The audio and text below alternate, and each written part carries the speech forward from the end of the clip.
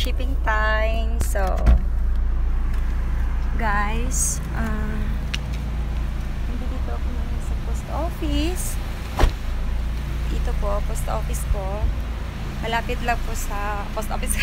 Post office na malapit sa amin. So ito guys, ihulog ko po ito ngayon yung pera na pang-purchase po ng global package.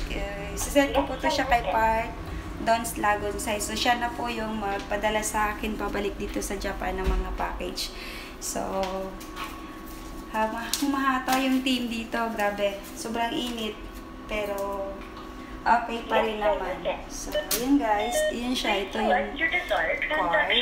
So, i-deposit ko po siya. Para po ito siya sa product pre-orders and package. So, yun. Grabe. Ubusan lagi kami ng stocks dito sa Japan. Kaya kailangan weekly may transaction kami. So, siya, ganun lang siya kadali. Facebook lang. So, hulog natin yan. Abot ng Nigeria, Hong Kong, Taiwan, UAE, Dubai, Singapore, Kuwait. Lahat na abot ng kaya ng Facebook. Pwede mong gamitin siyang gawing business. Sabay saying global. So, challenge, di ba?